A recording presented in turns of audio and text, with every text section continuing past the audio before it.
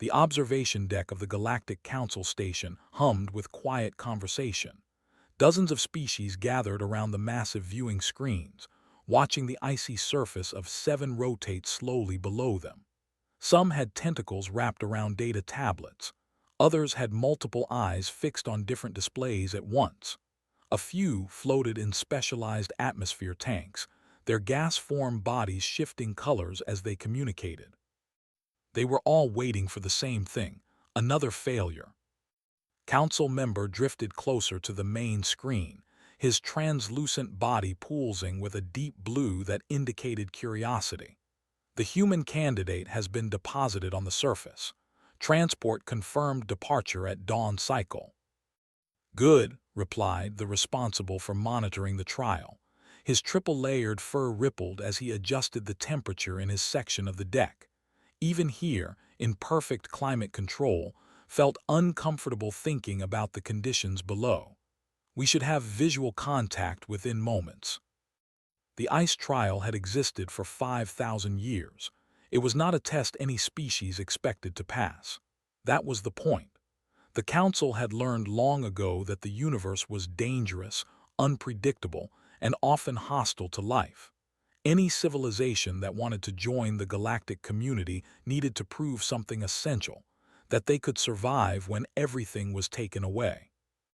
No technology, no advanced tools, no climate suits or energy shields or molecular heaters, just the candidate, basic clothing, and whatever they could make from the environment itself. 7 was perfect for this purpose. The small moon orbited a gas giant in a distant system, far from its star. Temperatures on the surface averaged -180 degrees. The wind never stopped, howling across the frozen plains at speeds that could tear apart unprotected flesh. The atmosphere was thin, barely enough to breathe, laced with chemicals that burned the throat and lungs. And there was nothing there. No trees, no animals, no shelter of any kind. Just ice and snow and rock, stretching forever under a dim, cold sun. In 5,000 years, 847 species had sent candidates to 7. All had failed. The average survival time was 8 hours. The longest anyone had lasted was 14 hours and 36 minutes, achieved by a whose species had evolved during an ice age on there. Even they had frozen to death eventually. The Council kept detailed records of every attempt. They studied each failure, looking for patterns, understanding where each species had gone wrong. It was not cruelty that motivated this. It was necessity. The galaxy was vast and full of dangers. Planets failed. Ships broke down. Colonies faced disasters. The Council needed to know that its member species could adapt, could improvise, could survive when their technology abandoned them. The ice trial proved, again and again, that most species could not. Visual acquired, announced one of the technicians, a 4-armed with excellent eyesight. The main screen flickered and resolved into a clear image of the landing zone. The human stood alone on the ice. Leaned forward, studying the candidate carefully.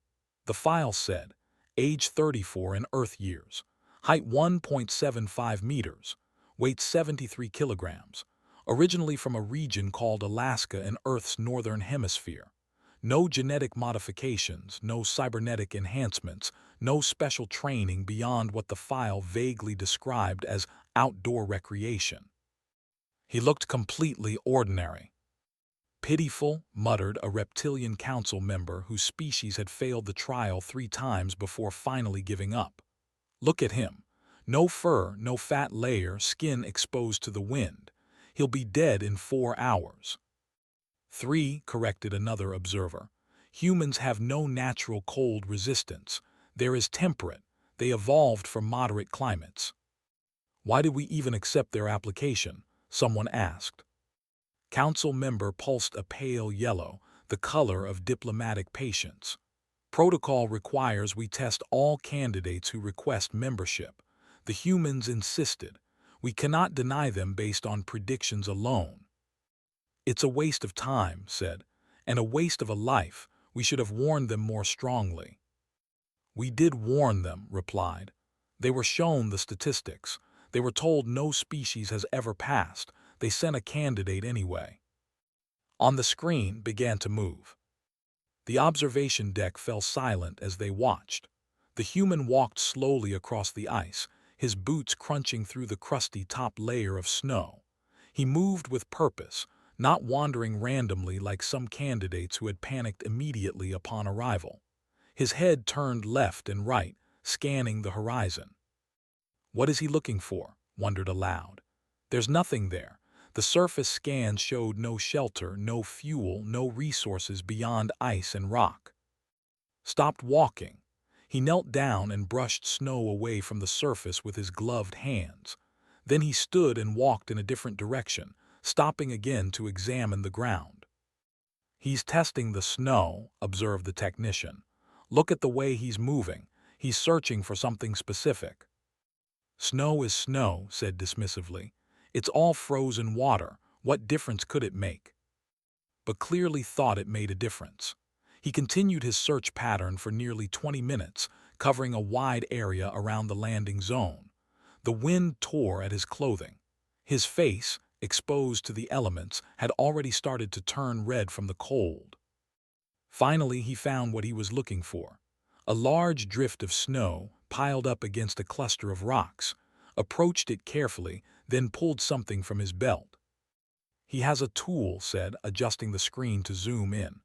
A cutting implement, primitive stone blade, that's within regulations. Tested the snow drift with his blade, pushing it in, pulling it out, examining the resistance. Then he nodded, apparently satisfied, and began to cut. The observers watched in confusion as the human carved large blocks from the compressed snow. Each block was roughly rectangular, about half a meter long and a quarter meter tall. Worked steadily, his movements efficient and practiced. He didn't rush. He didn't waste energy. He simply cut block after block, stacking them beside the drift. What is he building? Asked. Nobody had an answer. After collecting 20 blocks, carried them one by one to a flat area nearby. He arranged them in a circle, each block tilted slightly inward, leaning against its neighbor. Then he cut more blocks and added a second layer, continuing the inward tilt. It's a structure, the technician said, excitement creeping into his voice. He's building shelter from the snow itself. Impossible, snapped. Snow is frozen water. It's cold. You cannot make shelter from the thing that's killing you. But continued working. The circle grew upward and inward, layer by layer, forming a dome shape.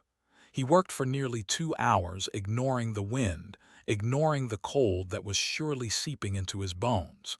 His movements stayed steady and controlled. Access the human's biological readouts from the monitoring implant all candidates were required to carry.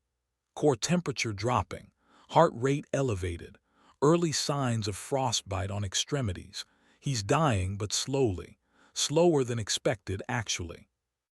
The physical activity is keeping him warm, observed. But it won't be enough.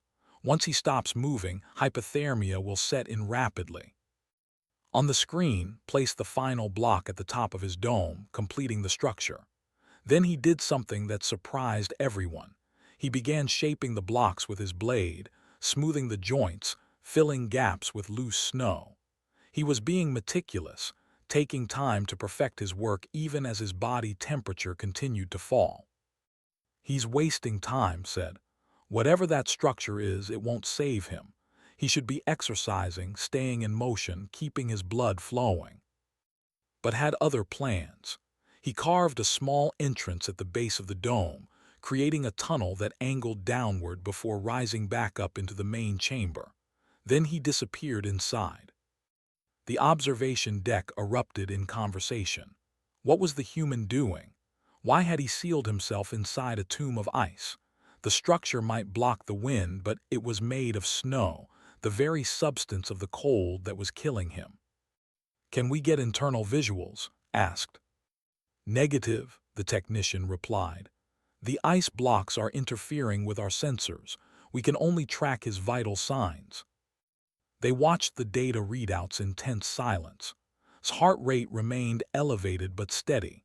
His core temperature had stopped dropping, hovering at 35 degrees Celsius, barely above the danger zone for his species. Then, impossibly, his temperature began to rise. "That can't be right," said, checking his instruments. "Is there a sensor malfunction?" "Sensors are functioning normally," the technician confirmed.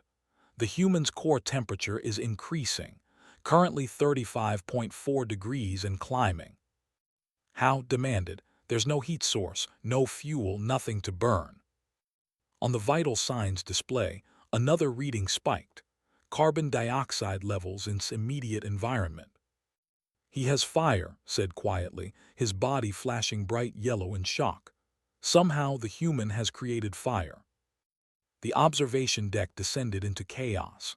Representatives from dozens of species shouted questions, demanded explanations, accused the monitoring team of errors or fraud. Fire on 7 was theoretically possible but practically absurd. There was no wood, no fuel of any kind. The organic matter that had existed millions of years ago, when the moon had a thicker atmosphere, was buried under kilometers of ice. Except apparently, it wasn't all buried. Pulled up the geological surveys, his paws flying across the controls. "There," he said, highlighting a section of the landing zone.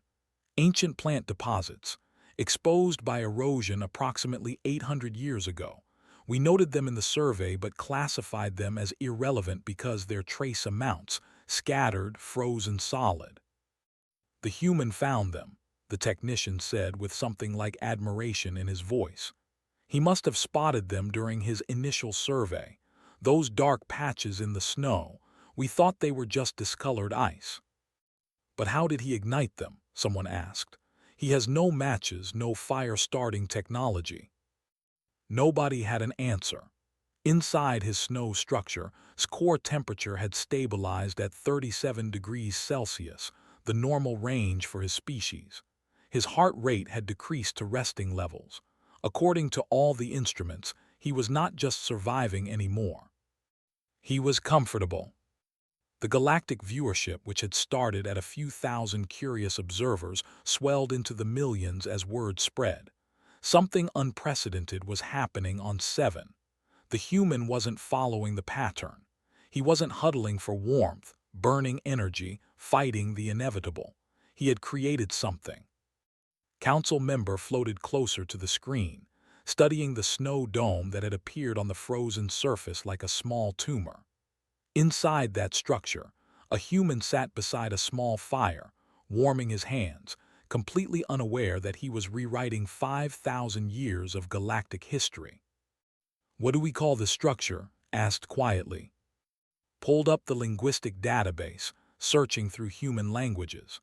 According to Earth records, it's called an igloo, a traditional dwelling used by humans in their Arctic regions, constructed from compressed snow blocks that provide exceptional insulation. "Insulation from cold," said slowly, understanding finally dawning. "Made from cold, the air pockets in the snow trap heat." "Yes," confirmed. "And the design is ingenious. That entrance tunnel creates what humans call a cold sink. The coldest air drops down and stays in the tunnel while the warmest air rises into the main chamber. With even a small heat source, the interior temperature becomes survivable." His body pulsed thoughtful purple. "How long has humanity known this technique?" "Thousands of years," said, reading from the database. "It's ancient knowledge passed down through generations. Some human cultures have used these structures for." The observation deck fell silent as the implications sank in. For 5,000 years, the Galactic Council had tested species with the ice trial, assuming that technology was the only path to survival. They had eliminated culture, tradition, and inherited knowledge from the equation, believing those things were inferior to raw biological adaptation. The human inside his igloo, sipping melted ice water and warming his hands by a fire made from frozen plant matter and ignited by a lens of smoothed ice, was proving them wrong. Didn't need advanced technology to survive. He had something better, the accumulated wisdom of his ancestors who had lived in frozen places long before humanity reached the stars. He carried their knowledge in his mind, their techniques in his hands, their stubborn refusal to let the cold win in his heart. "How long until extraction?" asked. 66 hours, the technician replied. "He won't last," insisted, but his voice lacked conviction. "The cold will find a way in. The fire will burn out. Something will go wrong."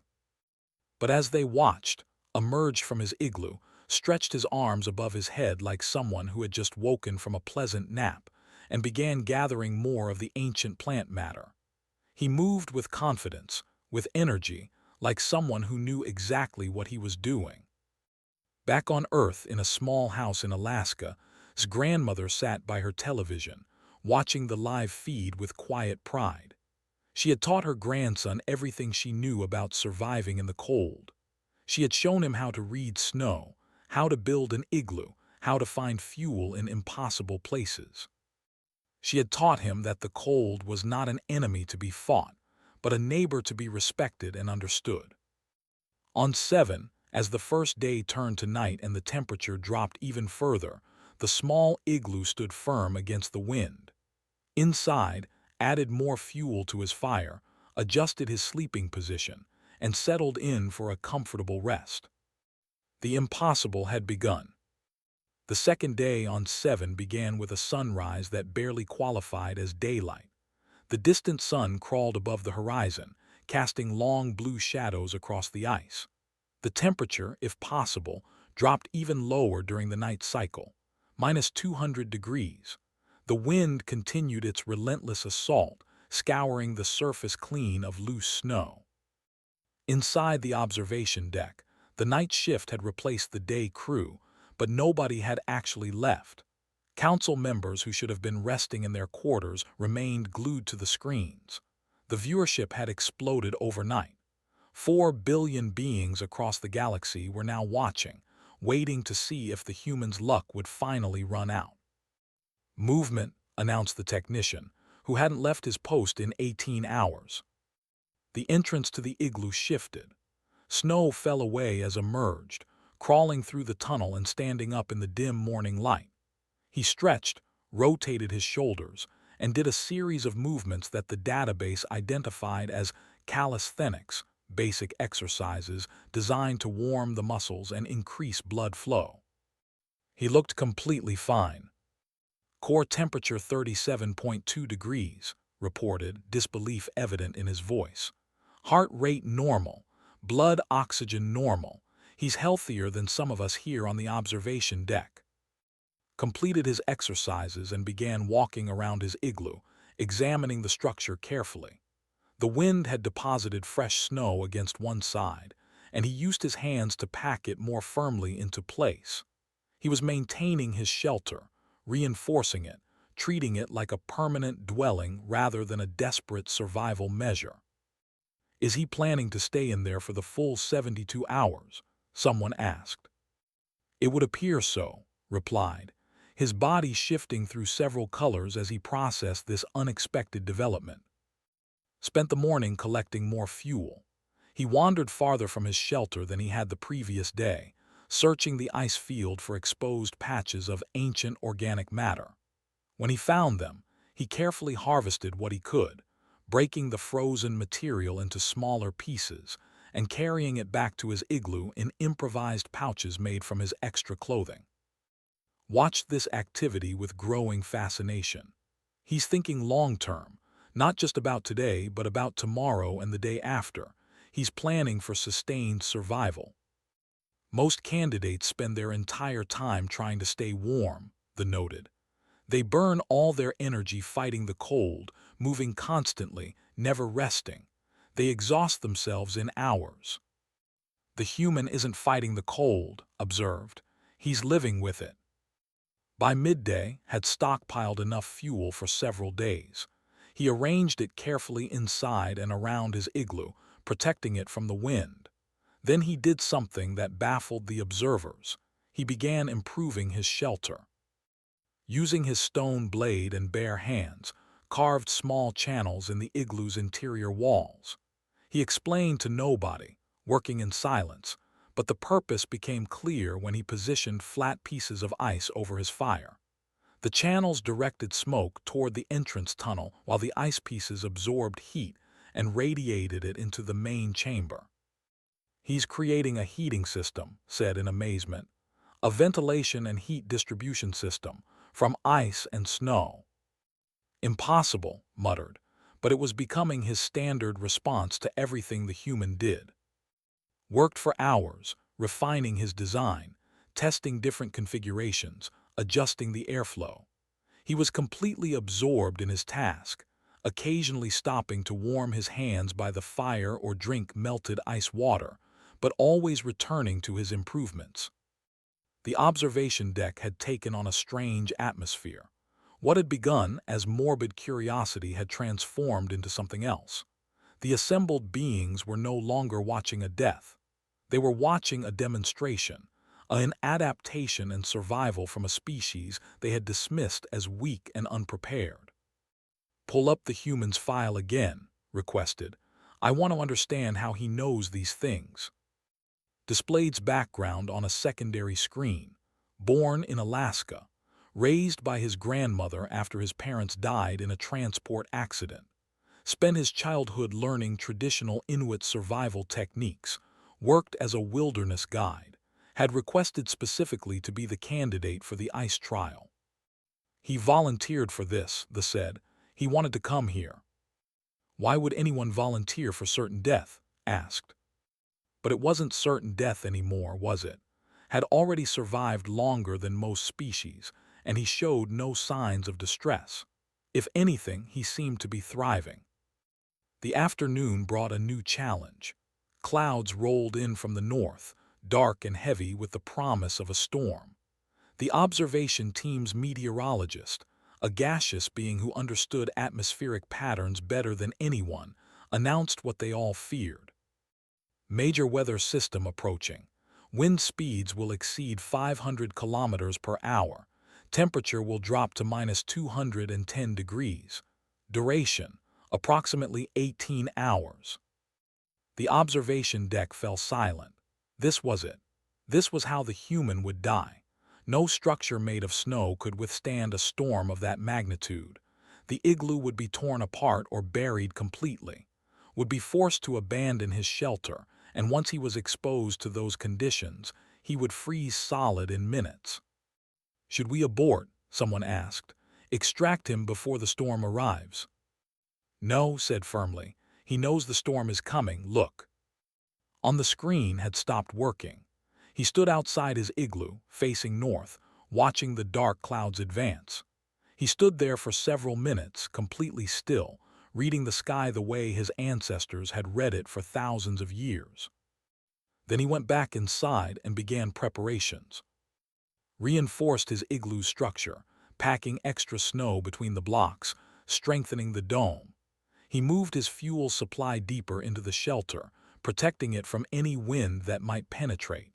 He created a second, smaller entrance tunnel as a backup. He built a windbreak from stacked snow blocks on the north side of his shelter. The observers watched these preparations with growing respect. The human understood what was coming. He wasn't panicking, wasn't giving up. He was adapting his shelter to face a new threat. "He's been through storms before," said, reading from the file.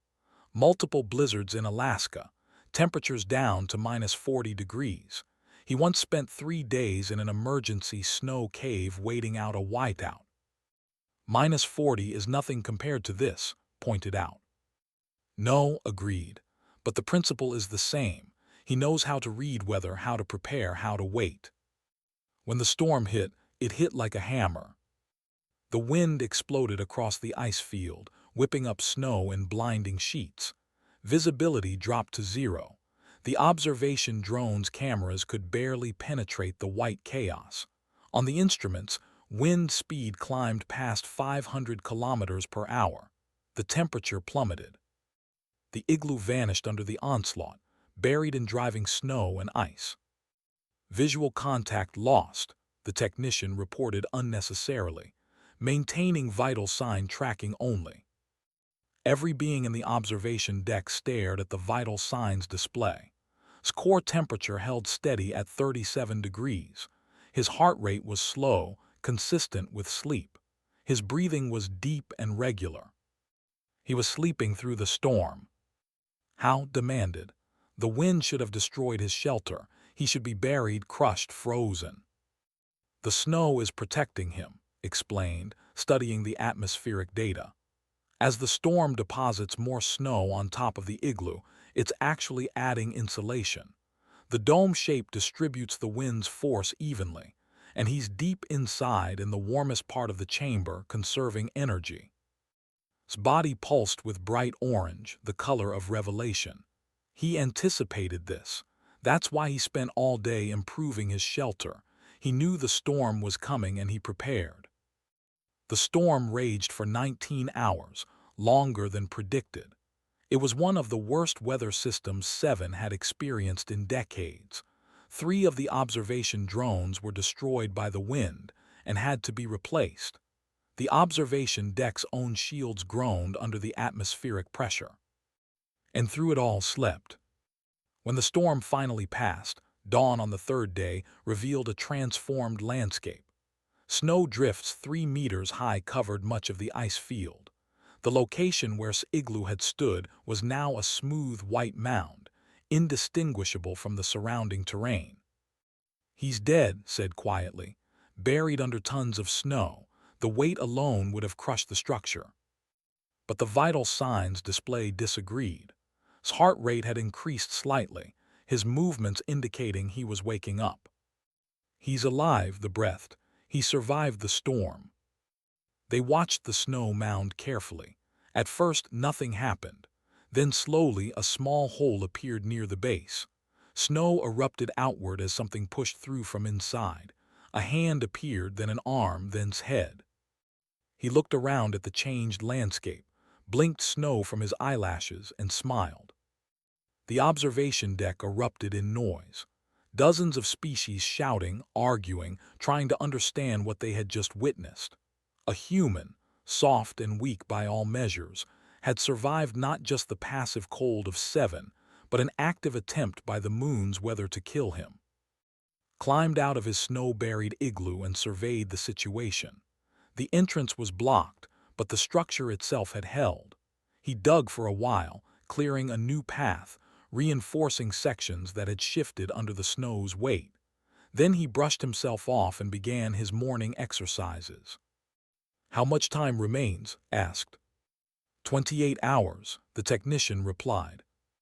"He's going to make it," said, and it wasn't a question. On Earth, the news networks had gone into continuous coverage. Bars and restaurants played the feed on every available screen. Schools stopped classes so students could watch. His grandmother sat in her living room, surrounded by neighbors and reporters, and said only, "Of course he's okay. He knows how to handle snow." The galactic viewership had reached unprecedented numbers. Nearly 7 billion beings were watching now, including representatives from species that hadn't bothered to apply for council membership because they assumed they would fail the ice trial. Spent the 3rd day making his shelter even more comfortable. He carved shelves into the walls for storage. He created a small sleeping platform elevated above the floor, where the air would be warmest. He even carved decorative patterns into sections of the ice walls, not because he needed to, but because he could. "He's making art," they said in wonder. "In survival conditions that have killed hundreds of species, the human is making art." But the most significant development came in the afternoon, when began working on something new. He gathered specific pieces of ice, clear and clean, and shaped them carefully with his blade. He created a bowl-like depression in one piece, polished another into a flat, round shape. "What is he making?" someone asked. Who had spent the last 2 days studying every piece of human culture he could find, knew immediately. "He's making dishes, containers for food and drink." Why would he need those? He has his hands, and the survival requirements don't include comfort items. "Because," said slowly, understanding dawning in his consciousness, The human doesn't view this as mere survival anymore. He's living. There's a difference. As if to prove the point, spent the next hour creating a cup from ice, carefully shaping it, smoothing it, making sure it would hold liquid without leaking. When he was satisfied, he filled it with water he had melted and purified through a filtration system he'd built from layers of fabric and snow. Then he added something to the water. "What is he putting in the cup?" asked. Zoomed in the display, enhancing the image. Had taken some of the ancient plant matter he'd been using for fuel and selected specific pieces. Dried leaves, preserved for millions of years in the frozen environment. He placed them in the hot water and let them steep. "He's making tea," said, his voice full of disbelief. "The human is brewing tea." Tea, a beverage that served no survival function, that provided no significant calories or nutrients, that existed purely for comfort and enjoyment. With 18 hours remaining in the ice trial, with the observation of billions of beings focused on him, was sitting in his igloo drinking tea. The symbolism was not lost on the council. For 5,000 years, they had believed that survival without technology meant suffering, meant constant struggle, meant reducing existence to its basest elements. The ice trial was designed to strip away everything civilized, everything cultured, everything that made life worth living. Had just proven them completely wrong. He sat cross-legged beside his small fire, cup of hot tea in his hands, wearing a slight smile. Through the clear ice window he had carved, faint sunlight illuminated his face. He looked, the observers realized, content. Not just alive, not just surviving, content. Council member made a decision in that moment. He activated his communication device and opened a direct channel to the council chamber. "Convene an emergency session. Full council. Immediately." "What's the emergency?" a voice responded. "The trial isn't complete." "The emergency," said, "is that we have been wrong about everything."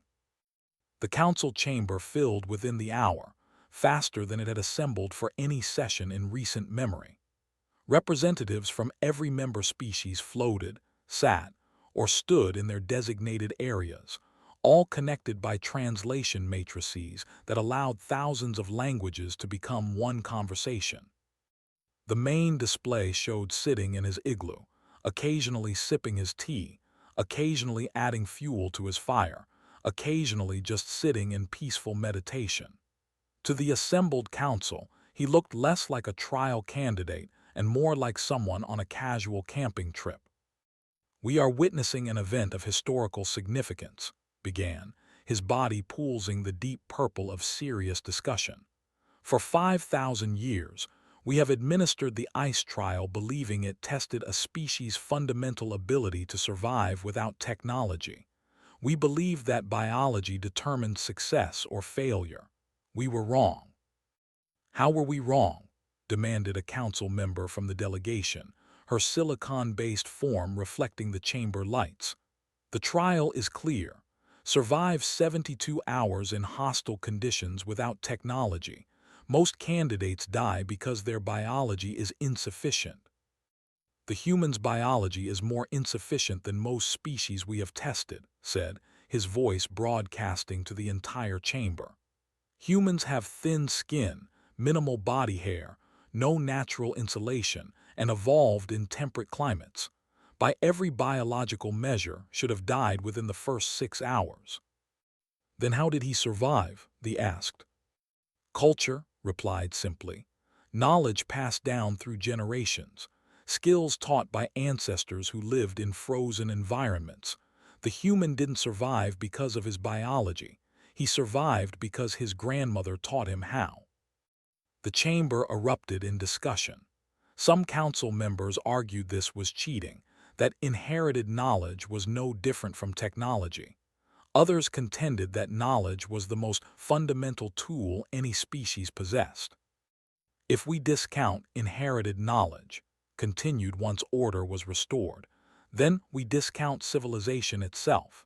Every species here learned from those who came before. We simply never considered that some species might have ancestors who knew how to survive in conditions similar to 7. On the display, finished his tea and crawled out of his igloo. The observers watched as he stood, stretched, and began walking across the ice field. He wasn't searching for fuel this time. He was simply walking, exploring, looking around at the frozen landscape with what appeared to be appreciation. "What is he doing now?" someone asked. "I believe he's taking a recreational walk," said. "He's sightseeing." The concept was so absurd that several species required translation clarification. Recreational activity. On 7, with 17 hours remaining in the trial.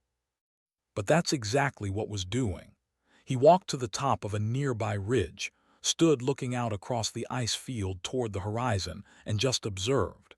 He stayed there for nearly 30 minutes, hands in his pockets, completely relaxed. "He's enjoying himself," the technician said with something like awe in his voice. "He's turned the ice trial into tourism." When returned to his igloo, he didn't immediately go inside.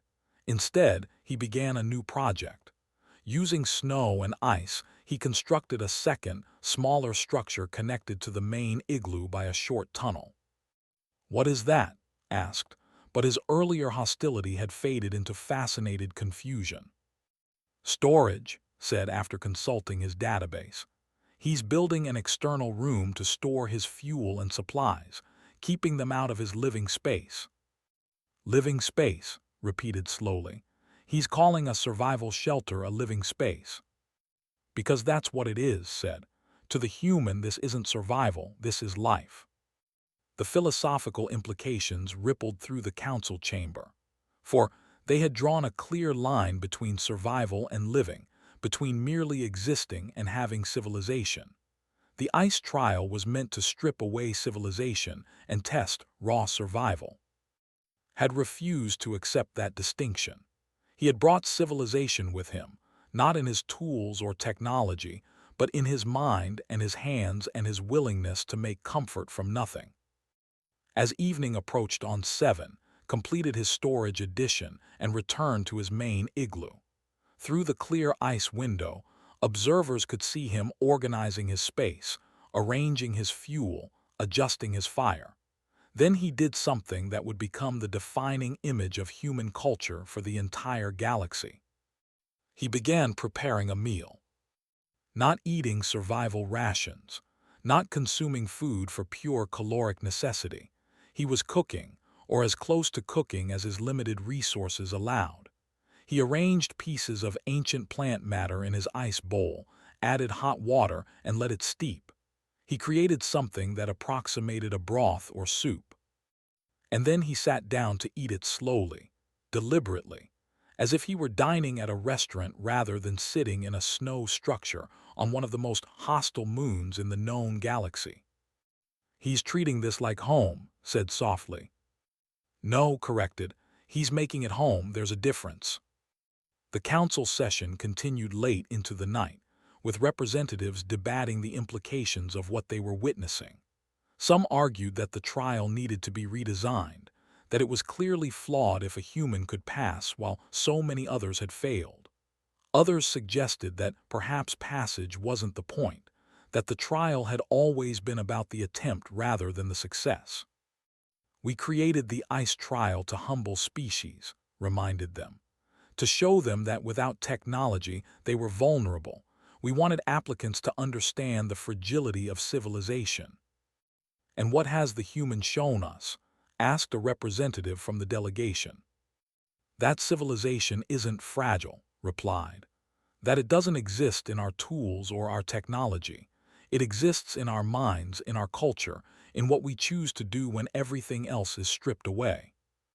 On the display had finished his meal and was now sitting peacefully by his fire, his eyes half closed in contentment. The fire's light flickered across the ice walls, creating dancing shadows. Steam rose from his cooling teacup. Outside, the temperature was -190 degrees. Inside was comfortable enough to be sleepy. "Final day approaching," the technician announced. 14 hours remaining until extraction." Some council members left to rest, but many stayed, unable to look away from the human who had transformed their understanding of what survival meant. The viewership across the galaxy had stabilized at around 8 billion beings, making the ice trial the most watched event in recorded history. Slept through most of the final night, waking occasionally to tend his fire, but otherwise resting peacefully. When dawn broke on the third and final day, he emerged from his igloo looking refreshed and energetic. The morning routine was the same: exercises, maintenance of the shelter, a walk around the perimeter. But as the extraction time approached, began doing something different. He started cleaning up. He carefully dismantled his storage addition, returning the snow blocks to rough piles. He scattered the ashes from his fire across the ice. He removed all traces of his presence except for the igloo itself, which he left standing as a monument to his time there. "Why is he cleaning?" someone in the observation deck asked. Who had spent 3 days studying human culture understood. "He's being respectful. In many human cultures, when you leave a place, you leave it as you found it, or better than you found it. But 7 is a lifeless moon. Who is he being respectful to?" "To the place itself," said. "To nature. It's a philosophy called leave no trace. You take only memories and leave only footprints." With 2 hours remaining, did one final thing that cemented his legend across the galaxy. He crawled back inside his igloo, added fresh fuel to his fire, and waited. The extraction team landed precisely on schedule, their ship touching down 50 meters from the igloo. A delegation of 3 council representatives, each in full environmental suits rated for 7's extreme conditions, stepped out and made their way to shelter. The lead representative himself had volunteered for this honor. He stood outside the igloo's entrance, his suit's heating system working at maximum capacity just to keep him alive, and announced through his speaker, "Of Earth, the trial period is complete. We are here to extract you." From inside the igloo came a voice, calm and friendly. "Please come in. I've just made fresh tea." Looked at his companions. They looked back at him. Then, moving carefully in their bulky suits, they crawled through the entrance tunnel. The contrast was staggering. Outside, the environment was lethal, a frozen hell where exposed flesh would die in seconds. Inside the igloo, it was warm enough that frost formed on the exteriors of their environmental suits. A small fire burned cheerfully in the center. Sat cross-legged, wearing only light clothing, holding his ice-carved cup of steaming tea. "Welcome," said with a genuine smile. "I apologize for the humble accommodations. I wasn't sure if we would have visitors, but I'm glad you came. Would you like some tea? I've only got the 1 cup, but we can share." Stood there in his environmental suit, protected by millions of credits worth of technology, staring at a human who was protected by nothing but knowledge and snow. The human was offering him hospitality.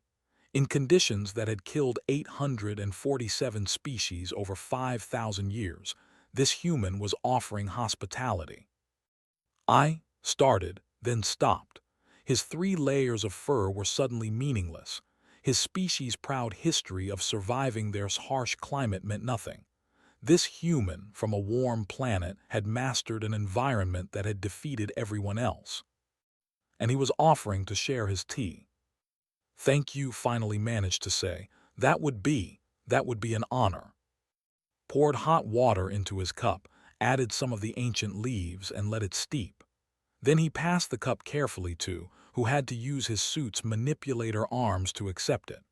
The cup was too small to fit through his suit's intake valve, so he couldn't actually drink it, but that wasn't the point. The point was the gesture. The point was that in the place designed to strip away all civilization, was practicing the oldest ritual of civilization, sharing food and drink with strangers. "How did you do this?" asked, gesturing to the igloo, the fire, the tea, all of it. Shrugged. "My grandmother taught me. She always said that wherever you go, no matter how harsh the environment, you can make a home if you understand the place and work with it instead of against it. The cold isn't your enemy. It's just a neighbor you need to learn to live with. Your grandmother is a wise woman. She is, agreed. She also taught me that if someone visits your home, you offer them something warm to drink. It's just good manners. The video feed of this moment broadcast to 8 billion viewers across the galaxy. A human in light clothing, sitting in a structure made of snow, serving tea to an alien in an environmental suit. The image would be reproduced in countless forms over the coming years. Paintings, sculptures, holographic installations, historical recreations. It became the symbol of humanity's entry into the Galactic Council, but more than that, it became a symbol of what civilization truly meant. Not technology, not power, not dominance over nature, but the simple act of making space comfortable and sharing that comfort with others. And his companion stayed in the igloo for 30 minutes, talking with, asking him questions about his techniques, his background, his grandmother's teachings. When they finally prepared to leave, said, "I believe the council's decision will be unanimous." Decision about what? Asked. About accepting humanity's application for membership. You have passed the ice trial. Looked genuinely surprised. I thought the trial was just about survival. I didn't realize you could pass it. No one has passed it in 5,000 years, explained. We designed it to be impossible. We were wrong to do so. They crawled out of the igloo together, emerging into the lethal cold. Stood beside the council representatives in their environmental suits, wearing his light jacket and gloves, and looked around one last time at the ice field that had been his home for 3 days. "It's beautiful here," he said quietly. "Harsh but beautiful, I'll remember this." The extraction ship took back to the observation station, where he was immediately surrounded by medical staff checking his condition. He was perfectly healthy, slightly tired, slightly dehydrated, but otherwise completely fine. The council convened an emergency vote while was being examined. The motion was simple: accept humanity's application for Galactic Council membership. The vote was unanimous. Council member personally delivered the news to, who had been given proper clothing and was drinking coffee that he declared was almost as good as tea, but not quite. On behalf of the Galactic Council, said formally, his body pulsing with ceremonial gold, I welcome humanity to the galactic community. Your performance in the ice trial has been unprecedented. Thank you, said. Though honestly, it wasn't that hard once you understand the basics. I kept waiting for the difficult part. The assembled aliens made various sounds of disbelief and amusement. Not that hard. The human had found the test that had killed hundreds and defeated thousands to be not that hard. If you don't mind my asking, continued, what will you tell your people when you return to Earth? Thought about this for a moment. I'll tell them that the galaxy is full of amazing species who are very smart and very advanced, but who maybe forgot some simple truths that my grandmother knew. That the best technology in the universe is still just a tool, and tools don't mean much if you don't know how to think. And what will you tell your grandmother? Smiled. I'll tell her that her tea recipe worked, even with million-year-old frozen plants. She'll be pleased about that. The story of and the ice trial spread across the galaxy at faster-than-light speeds. Within a week, 3 species that had previously been too intimidated to apply for council membership submitted applications. Within a month, the council was forced to redesign the ice trial completely, acknowledging that it had been based on flawed assumptions about what made a species worthy of galactic citizenship.